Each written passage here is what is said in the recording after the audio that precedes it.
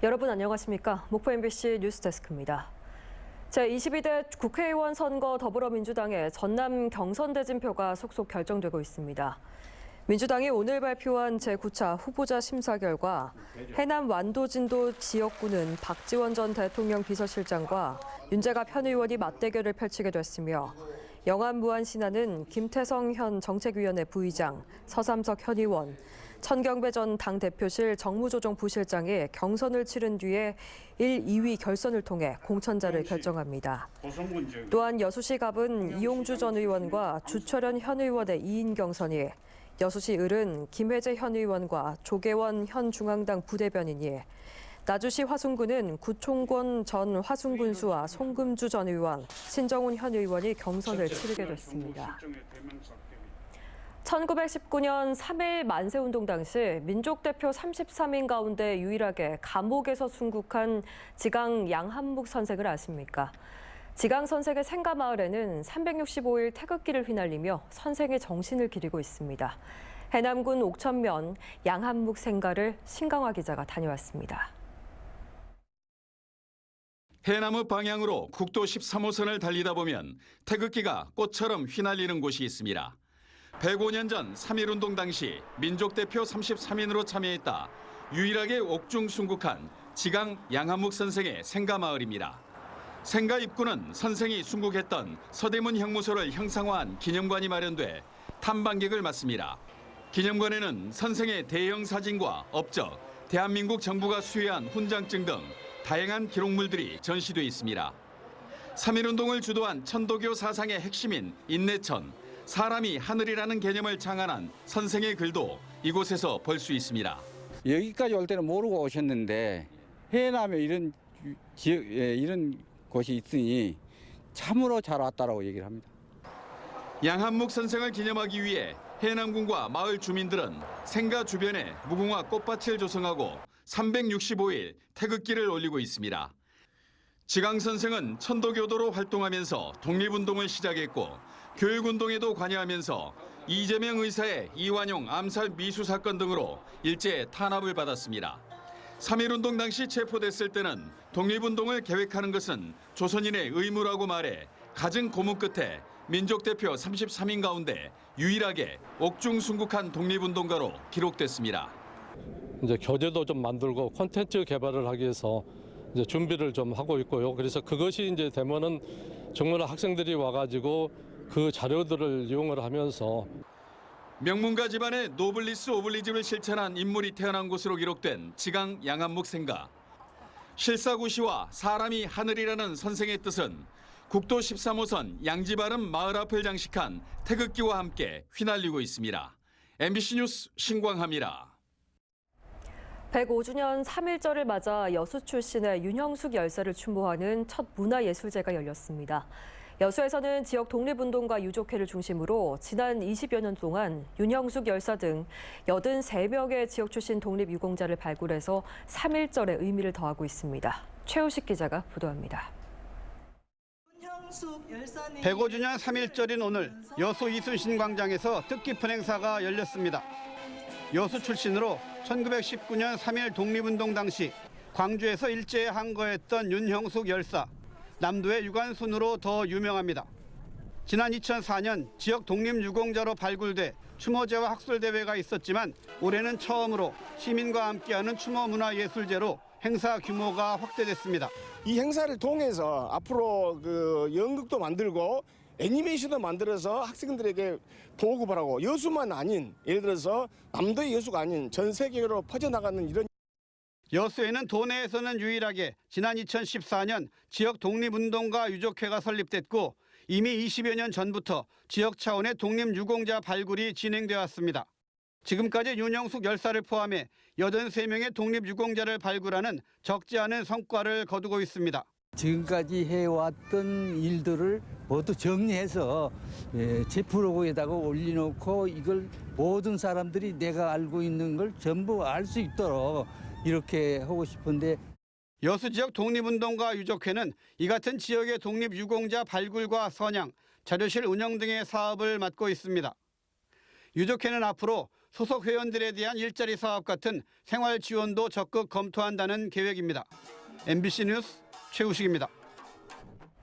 전라남도는 독립의 꿈, 희망의 봄을 주제로 오늘 도청 김대중 강당에서 제105주년 3.1절 기념식을 가졌습니다.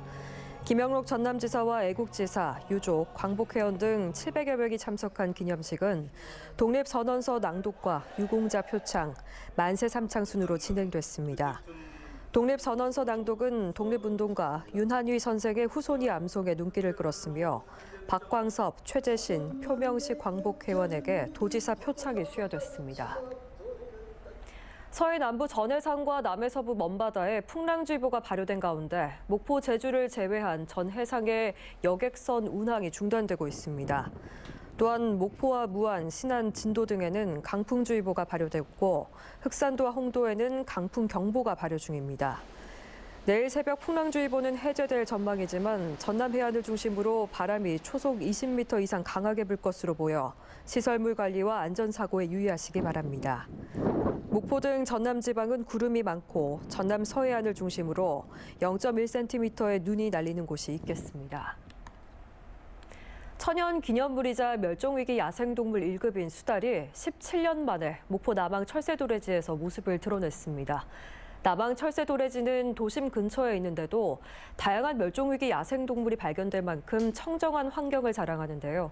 최근 인근에서 공사가 이뤄지면서 우려도 높습니다. 안준호 기자가 취재했습니다. 수달 한 마리가 물살을 가르며 물고기를 잡아먹습니다. 천연 기념물이자 멸종위기 1급인 수달이 모습을 드러낸 곳은 목포 남항의 갯벌. 해마다 많은 개체의 철새들이 찾아오며 뛰어난 생태학적 가치를 인정받는 곳이지만 수달이 포착된 건 17년 만입니다. 도심에서 발견된 것은 상당히 이례적이고 제가 생각하기에는 아직은 생태적으로 조금 유지를 하고 있고 그만큼 먹을 게 많고 겨울철 이곳 남항 철새 탐조대에서는 최대 2천여 마리의 철새가 관찰되기도 합니다.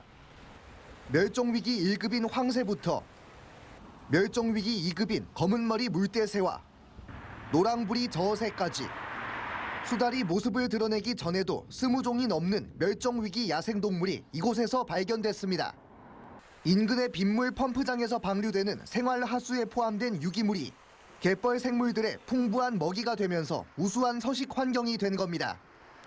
하지만 지난해부터 본격화된 인근 공사로 이 같은 환경은 위협받고 있습니다.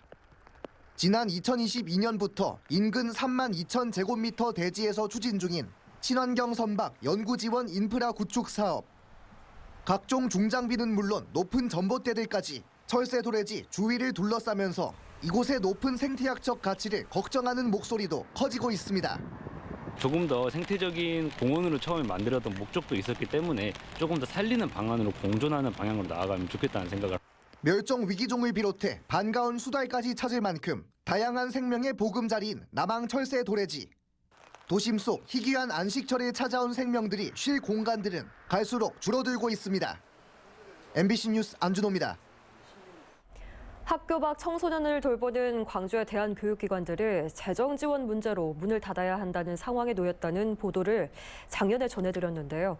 다행히 광주시와 교육청이 예산 분담을 담은 조례 개정에 최종 합의하면서 실마리가 풀리는 듯하지만 교육 현장은 여전히 녹록지 않습니다. 임지은 기자가 취재했습니다. 겨울방학에도 가방을 메고 수업을 들으러 오는 아이들. 학교 울타리를 벗어나 자율교육을 하는 학교 밖 청소년입니다. 교사는 급식 대신 점심밥을 손수 짓고 아이들은 미술, 과학, 국어 등 주요 과목 수업을 꼼꼼히 듣습니다. 아이들한테 등록금을 받기 어려워요. 그래서 그런 경우엔 지원이 없으면 사실상 운영하기 어렵죠. 대한교육기관에서 공교육 못지않은 활동이 이루어질 수 있는 건 재정 지원을 받고 있기 때문인데 지난해 광주시와 교육청은 누가 얼마를 지원할 것인가를 두고 긴 신경전을 벌여왔습니다. 애꿎은 대한교육기관만 피해를 보게 되는 것 아니냐는 우려가 제기됐지만 결국 협의 끝에 실마리를 찾았습니다. 강사료와 급식비를 포함한 예산 15억여 원을 교육청이 65%, 시가 35%로 분담한 뒤 최종 책임은 교육청이 맡기로 합의한 겁니다. 보호자 협의회를 만들어서 5차례에 걸쳐 협의한 끝에 합의한 내용이고요.